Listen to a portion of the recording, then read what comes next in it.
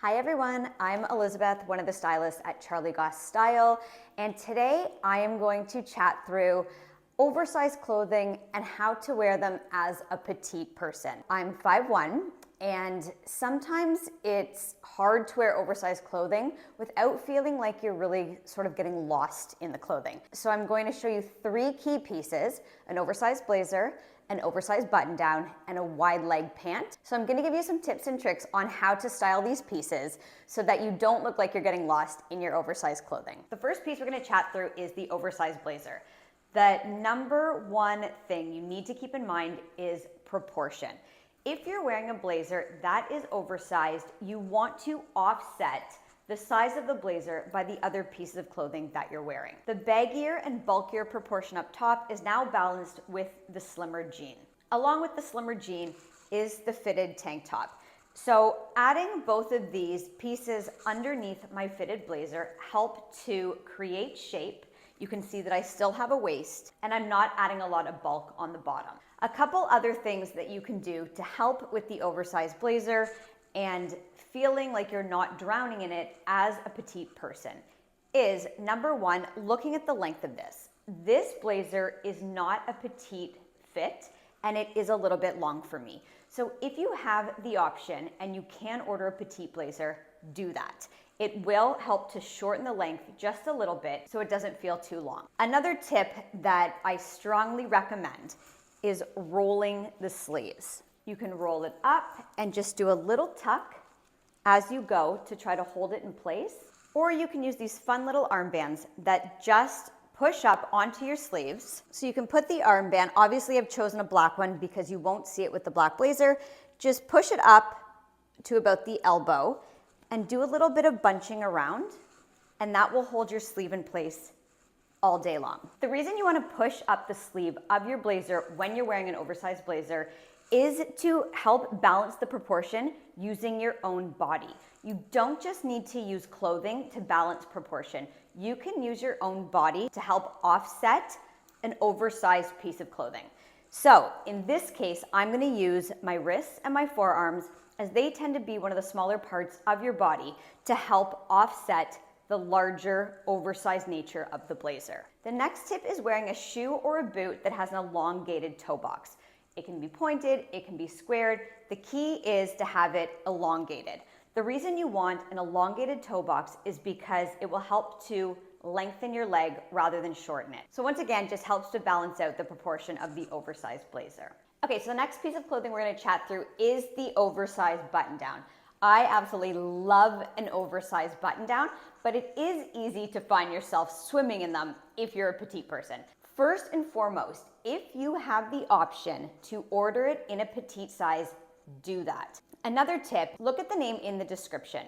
If it states that the shirt is oversized, you're gonna wanna order your size or one size down. If you start to order sizes too big for you, it's gonna start to look too big for you. So keep that in mind when you're ordering. Oversized is going to still look oversized if it's in your size or sizing down. It's still gonna look boxy, it's still gonna look oversized, but it will shorten it a little bit. Just like with the blazer, it was a little bit too long for me because it wasn't petite sizing. Had it been petite, it would have brought it up a little bit, and therefore it looks like it fits a little bit better. So you can wear an oversized shirt a few different ways. I love an oversized shirt because it is so versatile. You can really change up your looks wearing the same shirt. First and foremost, let's roll the sleeves. Again, we want to use our wrists and our forearms to help balance the proportion of the oversized shirt. So already it's starting to look like it fits me better. Secondly, we're not going to leave all of the buttons done up while it's untucked. You definitely want to undo a few of the bottom buttons to help create some shape and some movement. When you walk, the shirt will move with your body. You will see that you've got a waist here, and that will help to balance out the proportion as well. Also, undo a couple of the top buttons. It creates a little more shape in that V there and adds a little depth to your look. And again, we want to choose something slimmer on the bottom and choose a shoe with an elongated toe box. Again, whether that be a boot, a kitten heel, or you could choose a sandal where your whole foot is showing. That will help to elongate your leg as well. However, we are in fall and we're heading into cooler temperatures, so a sandal is not ideal at this time, but just keep in mind for spring. So another way that you can wear an oversized button down is to do a half tuck. Something to always remember when you're doing the half tuck is you want the bottom panel tucked in. That is typically the side that has the buttons on it. Not all the time, but for the most part, the buttons will be on the bottom panel. If you tuck the top panel into the pants, you're gonna have a weird bunching happening at the tuck, which we'd want to avoid. Keep in mind, if you are doing a half tuck or a front tuck, always check the hemline of your shirt. Whether it's a button down, whether it's a sweater, it doesn't matter. You wanna make sure you've kind of tucked it under just to clean up the hemline. If you have it all untucked, it's just gonna look messy. So tuck it under to create a clean line. So there's another option. I've also chosen to wear a belt with these jeans. You can choose a belt, you can go without a belt. I just like it as a point of interest. I find it polishes the look, but it's really preference. And the third way that you can wear an oversized button down is we're gonna do it back up and just do a front tuck. If you're gonna do a front tuck, just a little trick to keep in mind is when you are tucking, kind of think of the width of your hand. That's what you're going to tuck. So you're just gonna tuck it in with your hand. So you just do a little bit of a tuck in the front, fold under that hemline to create a clean line. By doing a half tuck, you've still got the back part untucked, so you've still got the billowy, oversized, relaxed, effortless look of the button down, but again, you're creating shape in your waist. So you see that you're not getting lost in the clothing. Okay, so now let's try the wide leg pant. Okay, so now let's chat through the wide leg pant as a petite person.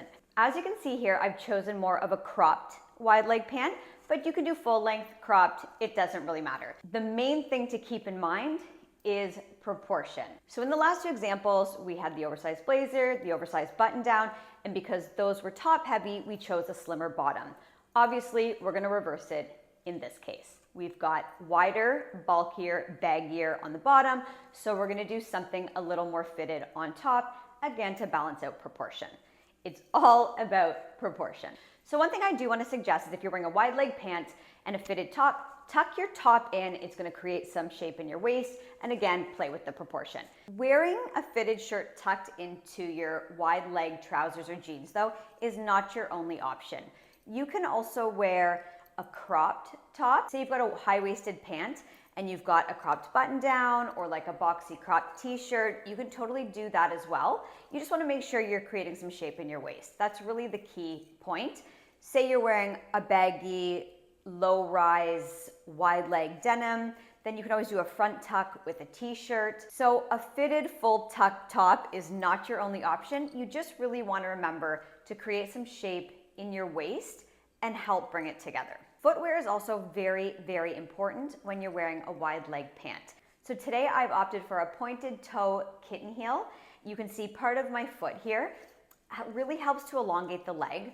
We are moving into the cooler months, so having an exposed foot is not going to be ideal for too much longer. So once having your foot exposed is no longer ideal, think about a boot. So you could put on a little bootie, again with a pointed toe or a square toe, but elongated toe box is key, and that's what's really going to lengthen your leg.